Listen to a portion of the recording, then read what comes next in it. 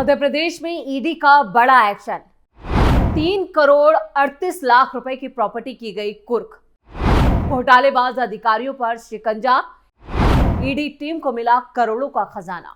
नमस्कार, आप देख रहे हैं कैपिटल टीवी की स्पेशल स्टोरी। मैं हूं परवीन शेख। मध्य प्रदेश के जबलपुर में परिवहन विभाग में भ्रष्टाचार का एक बड़ा और सनसनीखेज मामला सामने आया। ईडी ने आरटीओ संतोष पॉल और उनकी पत्नी के करीब 3 करोड़ 38 लाख रुपए की अचल संपत्तियों को कुर्क कर लिया। एक्शन के बाद विभाग में हड़कंप मचा है।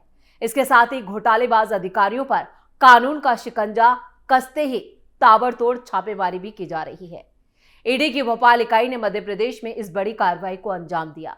टीम ने एमपी के परिवहन विभाग में तैनात क्षेत्रीय परिवहन अधिकारी यानी आरटीओ संतोष पॉल और उनकी पत्नी सीनियर क्लर्क रेखा पॉल की करीब 3 करोड़ से ज्यादा की प्रॉपर्टीज को अस्थायी रूप से कुर्क कर लिया।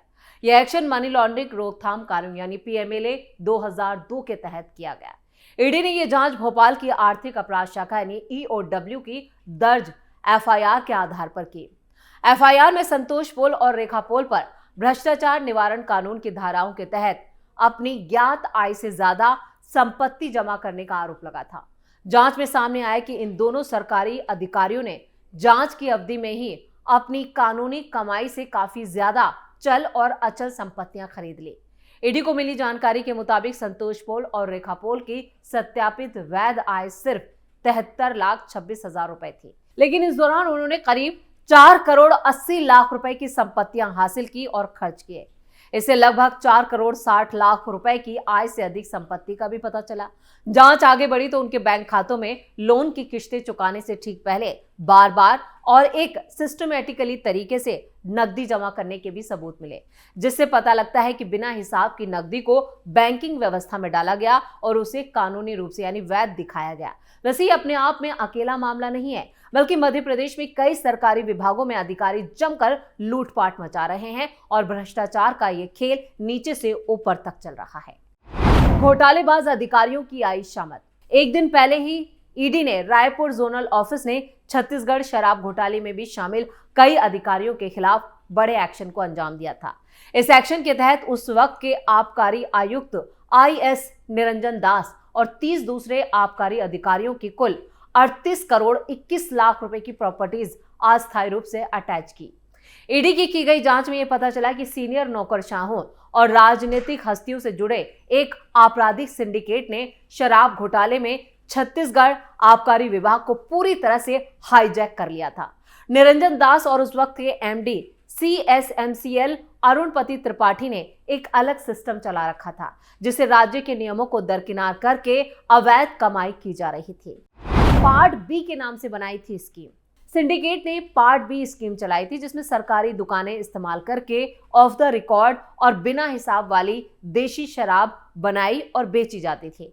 पार्ट बी योजना में सरकारी दुकानों के जरिए से बिना हिसाब किताब वाली ऑफ द रिकॉर्ड देसी शराब का निर्माण और बिक्री शामिल थी। इस शराब में डुप्लीकेट, होलोग्राम और रिकॉर्ड नहीं होने वाले बॉटल्स का इस्तेमाल होता था। यह अवैध शराब राज्य के गोदामों को दरकिनार करते हुए सीधे डिस्टिलरी से दुकानों तक पहुंचाई जाती थी। यह धोखाधड़ी उस वक्त के आबकारी अधिकारियों की सक्रिय मिलीभगत और साजिश से की जा रही थी। हर केस में 140 रुपए कमीशन। जांच में पता चला है कि इस स्कैम में शामिल एक्साइज अधिकारियों को हर केस पर 140 रुपए का कमीशन मिलता था। निरंजन दास ने अकेले 18 करोड़ रुपए की कमाई की और हर महीने 50 लाख रुपए की रिश्वत लेते थे। कुल मिलाकर 31 अधिकारियों ने 89 करोड़ 56 लाख रुपए की अवैध कमाई की। अटैच की गई संपत्तियों में अचल संपत्तियां, जिनमें 21 करोड़ 64 लाख रुपए शामिल हैं, जिनमें 78 प्रॉपर्टीज जैसे लग्जरी बंगले, फ्लैट्स, कमर्शियल शॉप्स और खेती की जमीनें शामिल हैं, और चल संपत्तियों में 16 करोड़ 56 लाख रुपए के 197 आइटम हैं, जिनमें bank accounts balance, FD, life insurance policy, equity share, mutual fund भी शामिल है। ईडी ने एसीबी और ईओडब्ल्यू रायपुर की एफआईआर के आधार पर अपनी जांच ये शुरू की थी, जिसमें आईपीसी की 1860 और भ्रष्टाचार निवारण अधिनियम की कई धाराओं के तहत केस दर्ज किया गया था। पुलिस की जांच में पता चला इस घोटाले से राज्य को 2,800 करोड़ रुपए का नुकसान हुआ और आरोपी अधिकारियों ने भारी मुनाफा कमाया। ये मौजूदा कुर्की उन अधिकारियों की गहरी मिलीभगत को उजागर करती है जिन्हें राज्य के राजस्व की रक्षा करने का काम सौंपा गया था। चलिए, ये तो बात हुई छत्तीसगढ़ की। अब बात कर लेते हैं दिल्ली की। दिल्ली में ईडी के हाथ लगा करोड़ों का खजाना। दिल्ली के सबसे पॉश इलाकों में ईडी का शिकंजा कसता जा रहा है। दिल्ली के सर्वप्रिय विहार में छापेमारी के बाद ईडी की कार्रवाई और तेज हो गई है, जहां से पहले 5 करोड़ 12 लाख रुपए नगद और 8 करोड़ 80 लाख रुपए के सोने हीरे के गहने और करीब 35 करोड़ की प्रॉपर्टी से जुड़े दस्तावेज बरामद किए जा चुके हैं। इसके अलावा ईडी ने वेस्ट एंड ग्रीन फर्म्स में सुनील गुप्ता के घर और फार्म हाउस पर भी छापेमारी की। ये सर्च 30 दिसंबर को शुरू हुआ था और अब तक जारी है। ईडी की शुरुआती जांच में सामने आया है कि सुनील गुप्ता ने पहले अमन कुमार को कर्ज दिया था। अमन कुमार इंद्रजीत सिंह का सबसे करीबी और सहयोगी बताया जा रहा है, यानी उसका पार्टनर है। जांच के दौरान यह भी खुलासा हुआ कि अमन कुमार ने ईडी की कार्रवाई के बाद अपराध की कमाई को ठिकाने लगाने की कोशिश में बड़ी रकम सुनील गुप्ता को ट्रांसफर कर दी। वेस्ट एंड ग्रीन फर्म्स में हुई छापेमारी में अब तक ईडी ने 1 करोड़ 22 लाख रुपए जो है वो नगद, साथ ही 8 करोड़ 50 लाख रुपए के गहने तक बरामद किए हैं।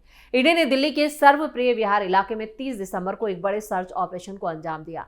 ये कार्रवाई इंद्रजीत सिंह यादव और उसके सहयोगियों अपोलो ग्रीन एनर्जी लिमिटेड और दूसरे इससे जुड़ी संस्थाओं और उन व्यक्तियों के खिलाफ मनी लॉन्ड्रिंग यानी पीएमएलए मामले में की गई। ये तलाशी अभियान दिल्ली के सर्वप्रिय विहार इलाके में अमन कुमार के घर से शुरू हुआ, जिसके बाद ईडी ने सुनील गुप्ता के घर और फार्म हाउस पर रेड डाली, जहां से 1 करोड़ 22 लाख रुपए नगद और करीब 8 करोड़ 50 लाख रुपए के गहने बरामद किए गए।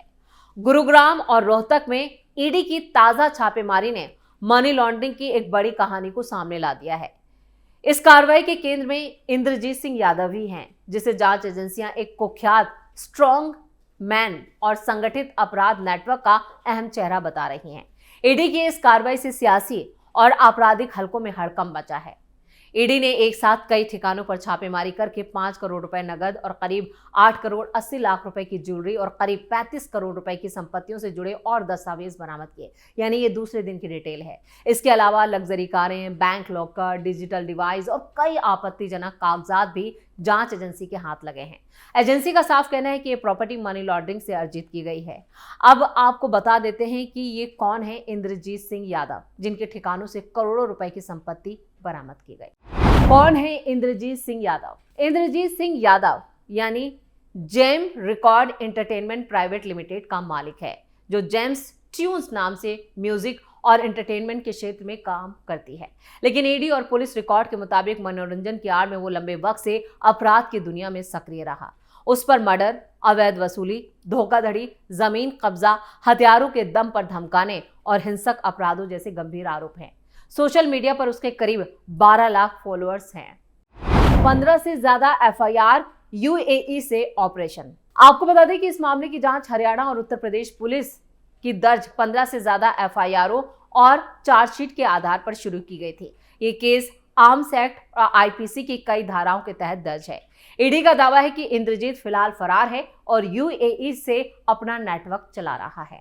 जांच में से ये भी सामने आया है कि इंद्रजीत सिंह यादव खुद एक एनफोर्सर के रूप में पेश अपने आप को करता रहा। आरोप है कि कुछ कॉर्पोरेट्स, कंपनियों और निजी फाइनेंसर्स के बीच कर्ज विवादों में वो धमकी और दबाव के जरिए जबरन समझौते भी कराता था और इसके बदले मोटा कमीशन वसूलता था। ईडी का साफ कहना है कि इस अवैध कमाई से इंद्रजीत ने अपने और अपने परिवार के नाम पर कई अचल और चल संपत्तियां खरीदी, जबकि आयकर रिटर्न में बेहद कम आय दिखाई गई। फिलहाल जांच जारी है और आने वाले दिनों में और कई बड़े खुलासे हो सकते हैं, ईडी इसका भी दावा कर रही है। साथ ही साथ ईडी के हाथ अब तक जो दस्तावेज लगे हैं वो बता रहे हैं कि इसमें कई पॉलिटिकल यानी इन्फ्लुएंसर भी शामिल हैं, जो राजनीति के क्षेत्र में दबाव रखते हैं, वो इसके साथ मिलकर काम कर रहे थे।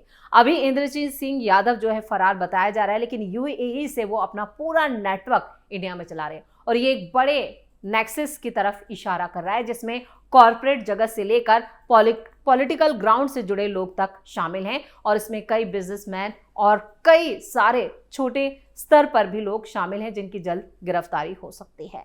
तो देश भर में एक तरफ ईडी सरकारी अधिकारी घोटालेबाज अधिकारियों पर शिकंजा कस रही है, तो दूसरी तरफ उन घोटालेबाजों को भी नापने की तैयारी चल रही है जो अपने राजनीतिक रसूख और बिजनेस घरानों से जुड़े होने के बाद यहां पर सरकार को बड़े स्तर पर आय यानी इनकम टैक्स में नुकसान पहुंचा रहे हैं। यानी एक एक करके सभी सरकारी विभागों में घोटालेबाजों को गिरफ्तार किया जाएगा और उनकी करोड़ों की संपत्ति को कुर्क करने का भी अभियान जारी है।